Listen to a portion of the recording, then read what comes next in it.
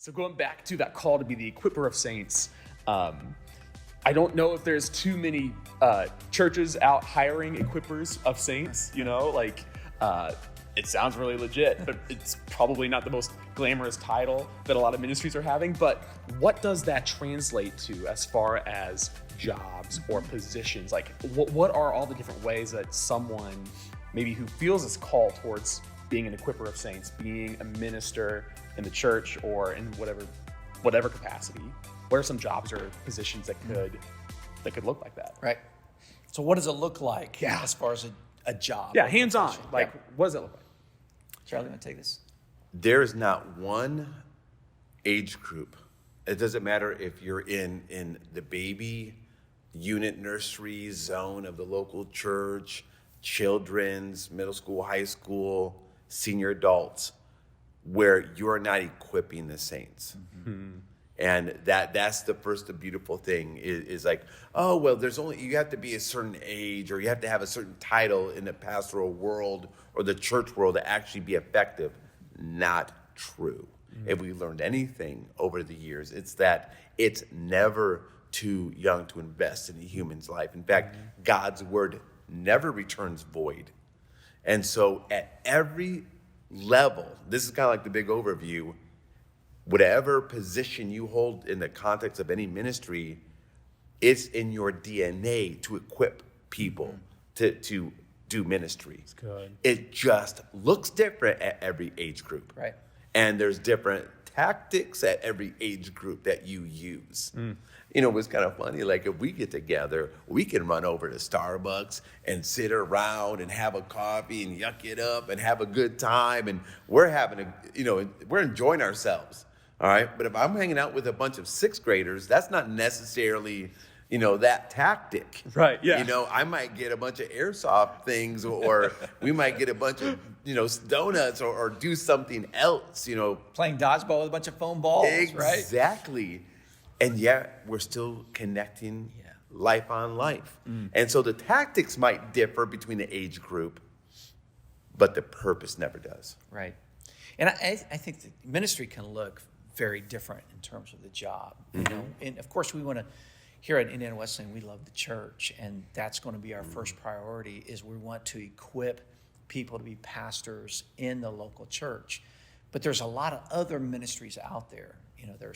There's parachurch organizations. And if I just look at my life, I've spent about 14, 15 years as a pastor in the church, but I also spent 6-7 years at a Christian camp, the largest Christian camp in the world. I mean, that's ministry. I've now spent, 5 plus 7, 8, 13 years at a Christian university investing in college students. And yet I would say all of them, and I even had my own ministry where I was speaking, consulting, coaching to the local church. I would say all of those are ministry, right? But they look very different. They're in different ministry contexts. And so I think it's whatever where God has placed you to go and invest in others. And we think of those sometimes in salvations, but usually it's in discipleship and it's in equipping. And that's an incredible joy. When I first started as a youth pastor, because I was paid, right? And I was young and I didn't know anything, I thought I had to do all the work, right? Remember those days? Okay. The equipping the saints wasn't even part of my lingo. I felt like I had to do everything. And so, it's begging Charlie to come over and lead worship, and then you're preaching, and then you're trying to connect with every student or every person in your ministry without the help of anyone else. And as you get older and wiser and smarter, you realize, oh, wow, I should actually be equipping others, right? And so over time, we had 50 adults that were trained to now invest in these teenagers. And they each had a small group, and they became little youth pastors to their small group. And my ministry switched, right, to those adult leaders, to the student leaders, and the adult leaders became my equipping or my ministry. And their ministry was actually the hands-on with the teenagers in our youth group. And that's how that evolves after you begin to realize So good. what you're supposed to be doing. You know, what's cool about your question too, Jake, is like when you come here and hang out at Indiana Wesleyan, you know, you could walk upstairs and then it gets really specific. You could be a children's pastor, a youth pastor, student ministries pastor, worship pastor, young adult pastor, philosopher, senior pastor, a discipleship pastor. I mean, that's what we actually train everybody to be.